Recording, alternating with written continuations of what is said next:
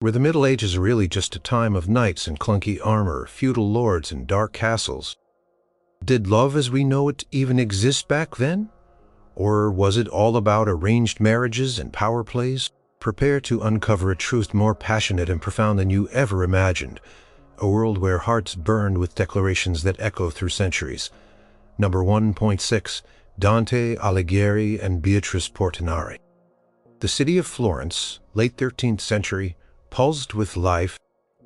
Narrow streets teemed with merchants hawking their wares, craftsmen hammering metal, and scholars debating ancient texts. The air hummed with ambition, political intrigue, and, for one young man, an almost unbearable intensity of feeling.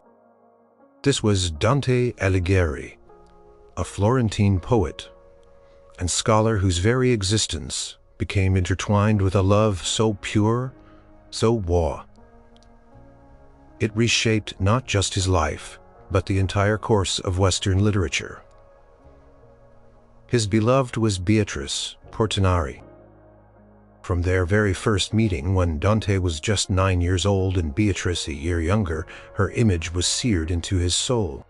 It was not a love that blossomed from long conversations or shared experiences, but rather from a profound, almost mystical recognition. She was an apparition, a fleeting vision that struck him with a force that felt divine. He saw her again years later as a young man, and each encounter, however brief, solidified her place as the singular guiding star of his universe. In medieval society, especially among the upper classes, marriage was often a strategic alliance, a blending of fortunes and influence. Love in the romantic sense was sometimes considered an affair of the court, a game played by knights and ladies, or a spiritual devotion. But Dante's love for Beatrice was different. It transcended worldly desires even as it grounded him in a longing that was deeply human. It was a love that purified him, elevated him, and ultimately became the very scaffolding for his artistic and spiritual journey. She was his muse, his salvation, his pathway to understanding the divine. Declaration of his love for Beatrice was not a whispered promise in a moonlit garden, or a passionate letter. It was a monumental literary achievement, the Divine Comedy, and its precursor, La Vita Nuova, or The New Life. These works, sprawling narratives, woven with poetry and prose, laid bare the depths of his devotion. La Vita Nuova specifically chronicles his love for Beatrice, from their first meetings to her untimely death, and beyond, into his ongoing adoration and her elevation to a saintly status in his mind. In La Vita Nuova, Dante describes Beatrice as a destroyer of all vices and queen of the virtues. He recounts how her mere presence could fill him with such joy that he was left speechless, overcome by emotion. He writes, "My lady carries love in her eyes, so that everything she looks upon becomes refined, and every man whom she beholds is made honorable, and whoever feels her salutation experiences salvation." These lines show how Beatrice was not just a woman he admired. She was a jutting force. Her glance, her greeting, her very being had the power to ennoble, to purify, to guide souls towards grace. The beauty of this declaration lies in its profound idealism. Dante wasn't seeking earthly possession of Beatrice. He sought spiritual union, a love that would lift him beyond the mundane. He saw her as an angelic figure, a divine messenger. When she passed away at a young age, his grief was immense, but it did not diminish his love. Instead, it intensified it, transforming her into a celestial guide. She became the very embodiment of divine love, a beacon illuminating his path through the spiritual realms in the Divine Comedy. In the Divine Comedy, Beatrice becomes Dante's guide through paradise. She leads him through the celestial spheres, explaining the mysteries of the universe and the nature of God's love. She is the embodiment of theology, wisdom, and grace. He writes of her in lines that pulse with awe and reverence. "From her eyes there came forth a living light, which as it flashed transformed me to a god." This powerful imagery shows how Beatrice's light is not just an earthly glow, but a divine effulgence that elevates him to a state of profound understanding and spiritual ecstasy. She is the connection between the human and the divine, the means by which he can glimpse the ultimate truth. His descriptions of her in paradise are filled with light and ethereal beauty. Her eyes, more brilliant than the sun, drew me in. He speaks of her smile as a light that made glad the universe, and her words as music that ravished my soul. This spiritualized adoration was revolutionary. While courtly love often elevated the lady, Dante took it to a new level, making his beloved a direct conduit to the divine. She wasn't just beautiful or noble. She was sacred.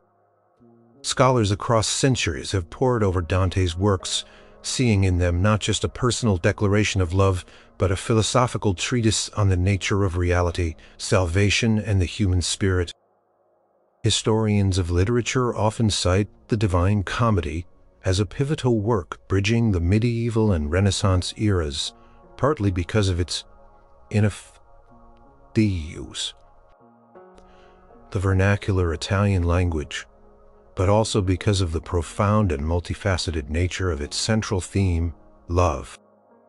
This love embodied by Beatrice was not merely a human emotion, it was the very force that moved the sun and the other stars, the ultimate principle of the cosmos. Generations of readers have been captivated by the sheer depth of Dante's devotion. It is a love story that transcends the personal becoming, a symbol of humanity's longing for beauty, truth, and spiritual fulfillment. It challenges the notion that love must be consummated on earth to be real. For Dante, his love for Beatrice, even after her death, was a living, breathing force that propelled him to create one of the greatest literary masterpieces of all time. It was a declaration of love, not just for a woman, but for the divine principle she represented. Number 1.5. Petrarch and Laura. In the sun-drenched valleys of Provence, during the 14th century, a man named Francesco Petrarch, known to history as Petrarch, encountered a woman whose image would haunt his thoughts and fill his poetry for the rest of his life. This encounter, brief and perhaps unremarkable to anyone else, ignited a flame of devotion that would forge the very mold of love poetry for centuries to come.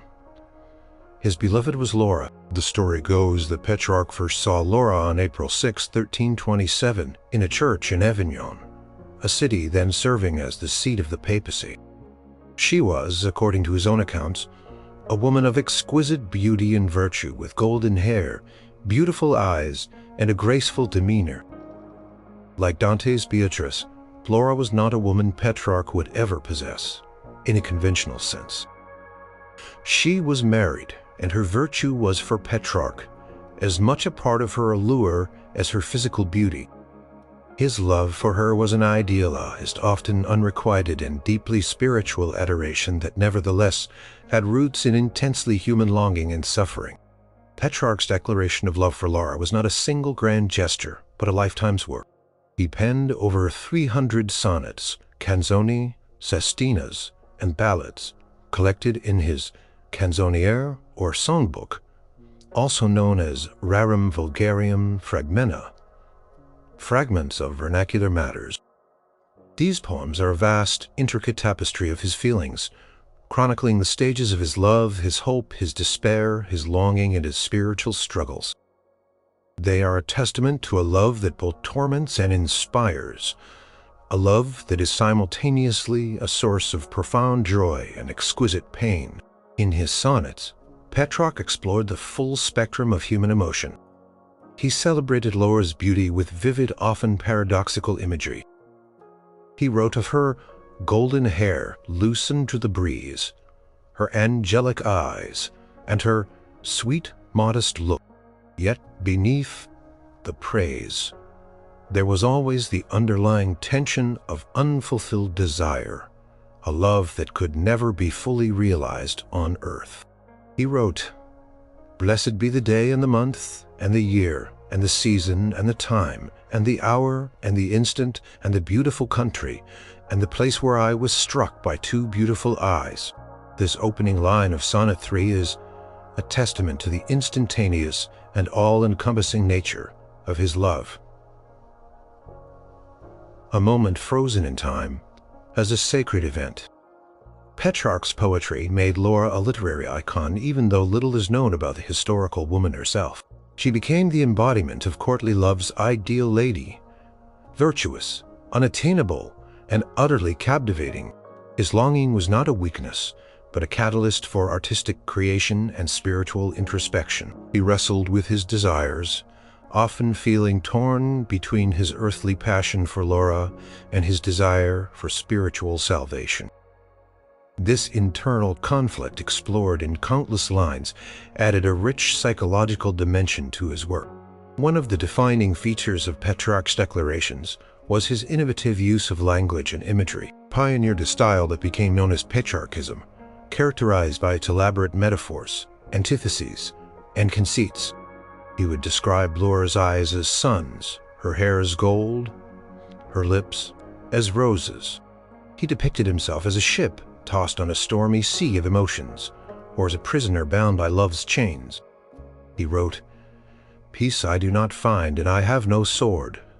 I burn, and I am of ice. And I fear, and I hope. And I fly above the sky, and lie upon the ground." These lines from Sonnet 134 perfectly encapsulate the conflicting emotions that tore at him, the simultaneous joy and agony of his devotion. Even after Laura's death, which occurred during the Black Death in 1348, Petrarch's devotion did not wane. Instead, it transformed. His later poems shifted from earthly lament to a spiritual yearning, seeing her as an ascended soul, guiding him towards God. He believed her death freed him from earthly desire, allowing his love to transcend to a higher, purer plane. He wrote, "That beautiful face, which my heart worshipped, has been removed from this earthly veil."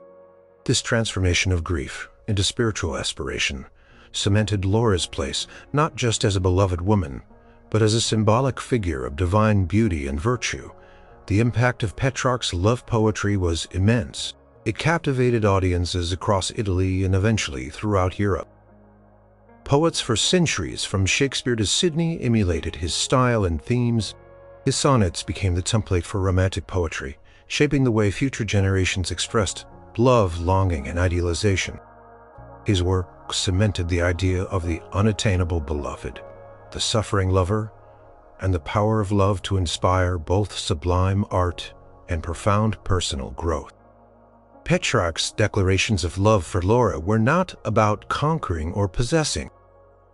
They were about the internal experience of love itself, its power to elevate, to torment, to inspire, and ultimately to transform the soul. It was a love that lived in the realm of the mind and spirit, a love that defined a literary era and continues to resonate with its raw honesty and exquisite artistry. Number 1.4. Heloise and Abelard. 12th century Paris was a bustling intellectual hub, a city of burgeoning universities, cathedrals reaching for the sky, and minds eager to dissect every argument and explore every forbidden idea. Amidst this vibrant tapestry, one of the most passionate and tragic love stories of the Middle Ages unfolded, a tale told through letters that still burn with raw emotion. Peter Abelard was a brilliant and controversial philosopher and theologian, a rock-star scholar of his time. He was monodic, sharp-witted, and famous for his debates drawing students from all over Europe. Heloise, on the other hand, was his intellectual match, a young woman of extraordinary intelligence, fluent in Latin, Greek, and Hebrew, and celebrated for her learning.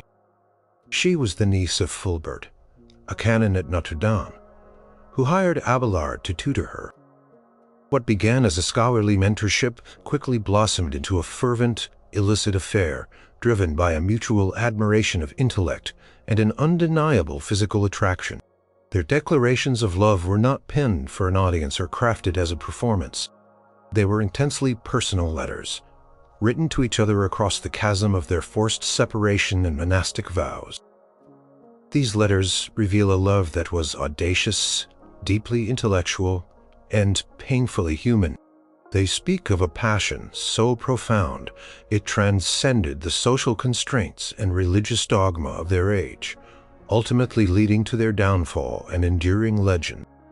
The affair resulted in the birth of a son, Astrolabe, and a secret marriage. When Fulbert, Heloise's uncle, discovered their secret, he took brutal revenge on Abelard, leading to Abelard's castration. In the aftermath, both Heloise and Abelard took monastic vows, she becoming a nun and eventually an abbess, he a monk. Despite their physical separation and their new lives dedicated to God, their love did not die. It merely transformed, continuing to burn in their correspondence. Heloise's letters, in particular, are a searing testament to her undying love and devotion. She writes with an honesty that was scandalous for her time, laying bare her feelings, her suffering, and her unwavering loyalty.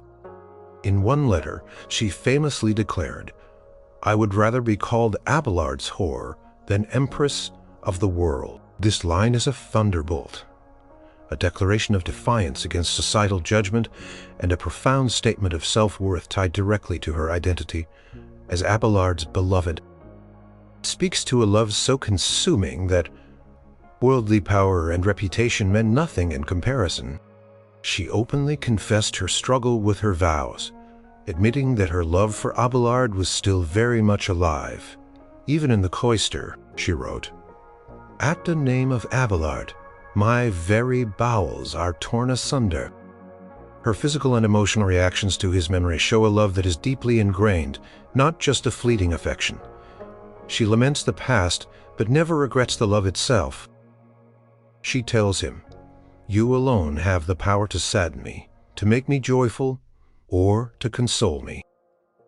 This encapsulates the absolute hold he had over her emotional state, even from a distance. And years later, Heloise's love was also marked by an incredible understanding of Abelard's struggles and a profound loyalty to his intellectual legacy. She defended him against his enemies, comforted him in his despair, and even offered counsel on theological matters. Her love was not just romantic. It was a partnership of minds and souls, even when their bodies were separated by convent walls. Abelard's letters, while perhaps more focused on theological and philosophical matters, also reveal his deep affection and respect for Heloise. He acknowledged her intelligence and suffering, and often sought to guide her toward spiritual solace. Their correspondence served as a lifeline, a way to maintain a connection that the world had tried to sever. Historians and literary scholars have long studied the letters of Heloise and Abelard, seeing them as unique insights into medieval thought, education, and social norms. They are cited as one of the earliest examples of passionate personal correspondence in the Western tradition.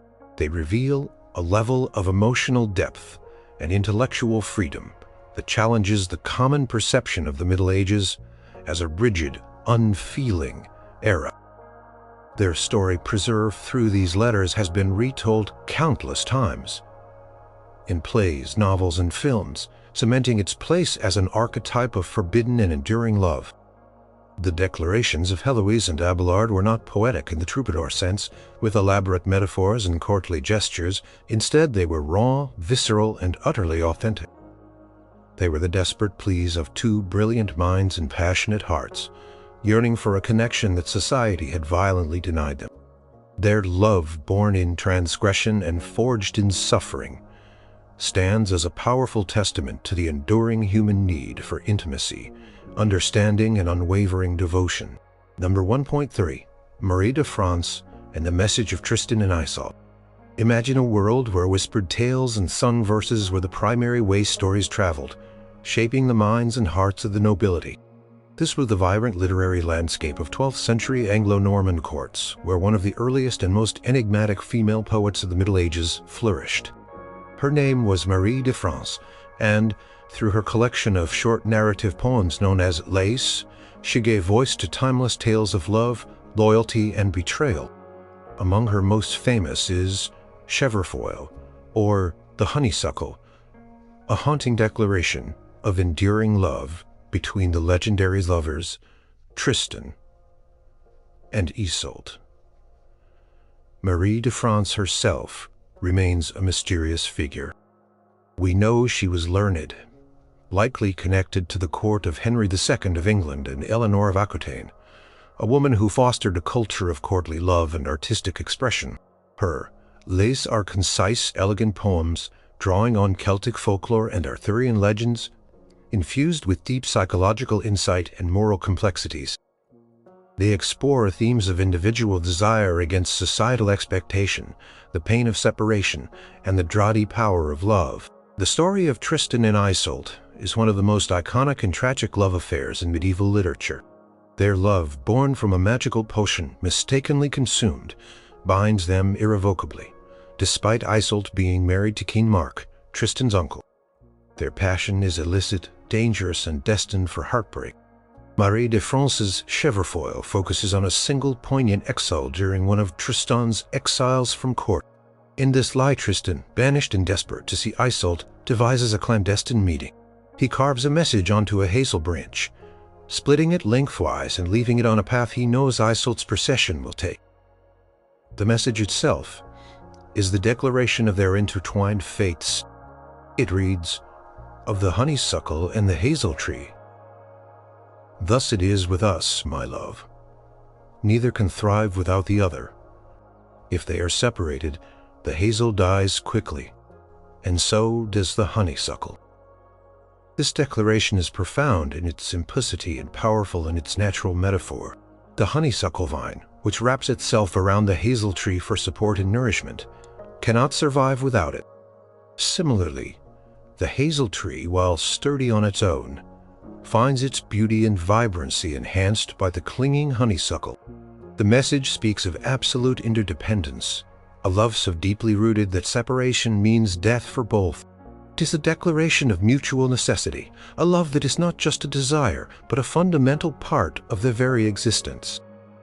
The act of carving the message onto the branch itself is part of the declaration. It is a physical manifestation of his yearning, a tangible piece of himself left for her to find. The choice of materials, a hazel branch, a symbol of wisdom and truth in Celtic tradition, and the honeysuckle, a symbol of devoted love, adds layers of meaning. This was a secret language between lovers, understood only by them, a testament to the exclusivity and depth of their bond. When Isolde discovers the branch and deciphers the message, she instantly understands it is not just words. It is a profound echo of her own feelings, a recognition of their shared destiny. The message confirms their unbreakable connection, a bond stronger than societal laws, marital vows, or even the threat of death. It is a declaration that acknowledges the tragic circumstances of their love, but also asserts its undeniable truth and power. Marie de France's portrayal of this declaration is often cited by scholars as a perfect example of courtly love's complexities. While courtly love often idealized a lady and emphasized the knight's service, here the declaration is about a shared, consuming passion, a mutual dependence that is both beautiful and dangerous. It speaks to a love that is fated, irresistible, and transcends conventional morality. Her lays, including Chevrefoil, influenced subsequent medieval literature, paving the way for later romances and the enduring popularity of the Tristan and Isolde legend. Scholars like Joan Ferrante have highlighted Marie de France's unique voice and her skill in crafting narratives that explore the subtleties of human emotion and the often conflicting demands of love and society. Her work offers a glimpse into a time when poetry was not just entertainment, but a means of exploring the deepest questions of the human heart. The declaration on the hazel branch is more than just a note between lovers. It is a poetic statement of existential unity, a testament to a love so profound that life without the other is simply unthinkable. It's a poignant reminder that even in an age of strict social codes, love found ways to declare itself, sometimes in the most symbolic and heartbreaking ways. Number 1.2. Chrétien de Troyes and the Knight Lancelot. The 12th century was a golden age for storytelling, especially in the courts of France where chivalry, heroism, and courtly love blossomed into grand narratives. Among the master storytellers of this era was Chrétien de Troyes, often considered the father of Arthurian romance. His vibrant tales brought King Arthur and his knights to life, shaping the legends we know today. In his poem, Lancelot, the Knight of the Cart, Chrétien penned one of the most iconic and enduring declarations of courtly love given voice by the legendary knight Lancelot to Queen Guinevere. Chrétien de Troyes was a professional poet, skilled in weaving intricate plots and exploring complex human emotions. His works were immensely popular, entertaining aristocratic audiences and setting the standards for knightly conduct and romantic devotion. His Lancelot poem is particularly significant because it delves deeply into the concepts of courtly love, where a knight's devotion to his lady inspires his greatest feats and unwavering loyalty, even when that love is illicit. Lancelot, the greatest knight of the Round Table, finds himself utterly enslaved by his love for Queen Guinevere, King Arthur's wife. Their love is the quintessential example of courtly love's paradoxes. It is noble and purifying, yet it is also a secret forbidden affair that threatens the very foundation of Arthur's kingdom. Lancelot's entire being is consumed by his devotion to Guinevere. She is the source of his strength, his courage, and his deepest joy, as well as his greatest torment. The specific declaration that stands out happens when Lancelot, after enduring countless trials and humiliations, finally earns the right to be with Guinevere. He has proven his absolute devotion even by riding in a shameful cart, a punishment usually reserved for criminals to rescue her. When he finally reaches her, after all his suffering and heroic deeds, the declaration of love is not just in his words, but in his very being. Upon meeting her, Lancelot is so overcome with emotion that he cannot speak. He kneels before her, his hands clasped, his eyes filled with adoration. The narrative describes his immense joy and humility, the reverence he feels for her. While he might not utter a single grand sentence in that moment, his entire presence, his profound bowing, his trembling, and his silent worship speak volumes. It's a declaration of selfless, all-consuming devotion, where the lover places himself entirely at the mercy and service of his lady. Chrétien de Troyes describes Lancelot's inner thoughts and feelings with exquisite detail, revealing the depth of his love. Lancelot desired to kiss her hands and feet, rejoiced in her so greatly that he could scarcely endure, and trembled so that he scarcely dared to touch her. These are not just physical reactions, but manifestations of a spiritual reverence. His love is so overwhelming it strips him of his usual knightly composure.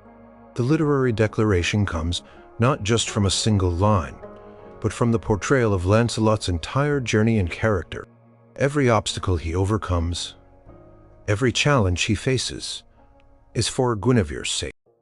He consistently prioritizes her honor and well-being above his own, even above his loyalty to King Arthur.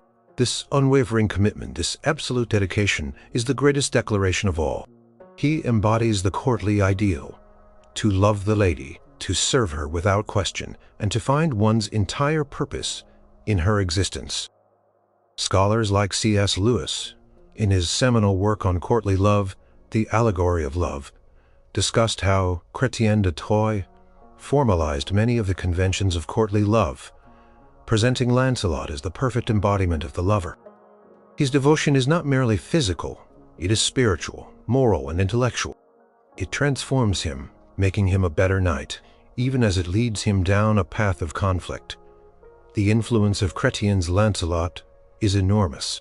It established the enduring archetype of the chivalrous knight, hopelessly in love with an unattainable queen, set the stage for countless subsequent Arthurian romances, shaping the popular imagination of the Middle Ages and beyond. His portrayal of Lancelot's silent, reverent adoration for Guinevere defined what romantic devotion could look like within the courtly love tradition.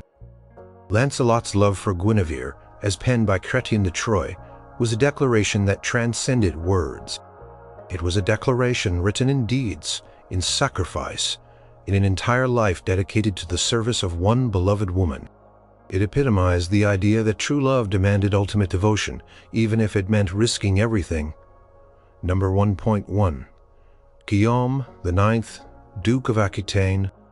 Before there were grand romances or passionate letters between forbidden lovers, there was a revolutionary figure in the south of France who dared to sing about love in a way no one had quite done before. This was Guillaume IX, Duke of Aquitaine and Count of Poitiers, who lived from 1071 to 1126. He wasn't just a powerful feudal lord. He was the first known troubadour, a pioneering poet-composer who laid the very foundations of courtly love and shaped the way generations would articulate romantic desire. The 11th century in Aquitaine was a time of burgeoning cultural life, a place where the seeds of a new kind of poetry were being sown. While Latin was the language of scholarship, and the church, Guillaume chose to write in Occitan, the vernacular language of his region.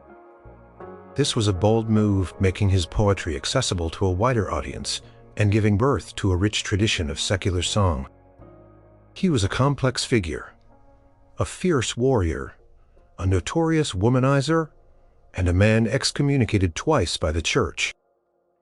Yet from this very unholy ground sprang some of the earliest and most influential declarations of love. Guillaume's declarations of love were not always flowery or idealized. They were often frank, sometimes bawdy, sometimes humorous, and always deeply human. He sang of physical desire, of secret assignations, of the joys and pains of love.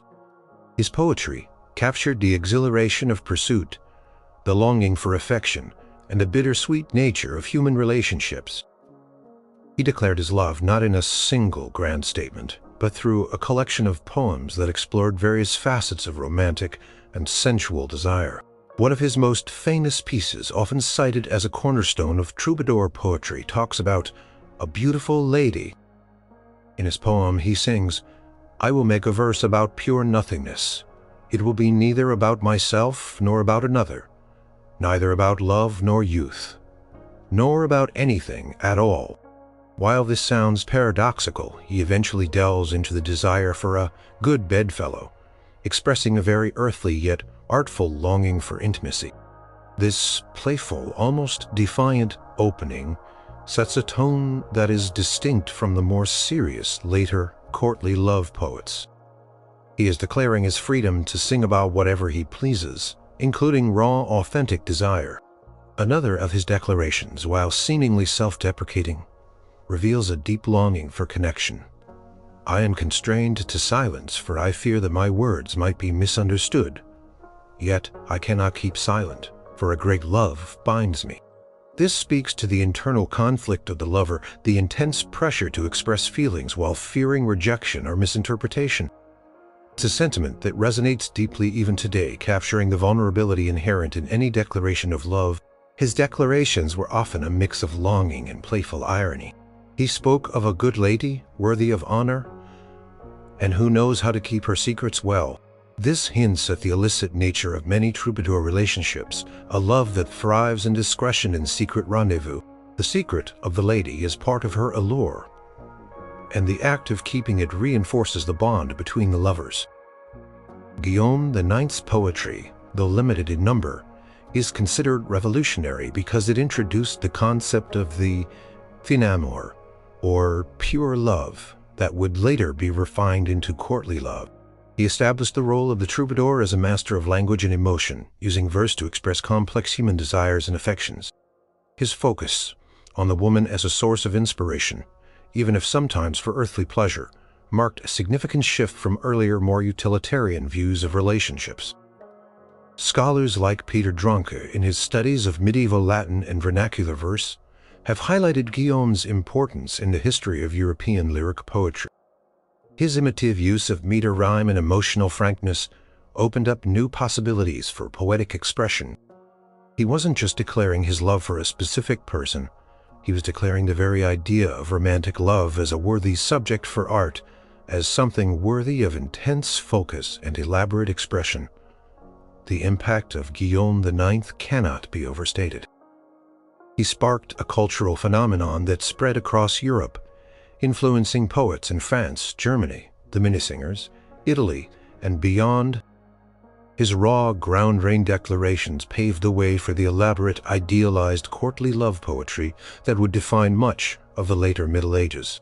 He showed that love in all its forms was a potent and fascinating subject, capable of inspiring profound artistry. His declarations, though often simpler and more direct than those of his successors, were the primal scream of romantic passion, a foundational note in the symphony of medieval love.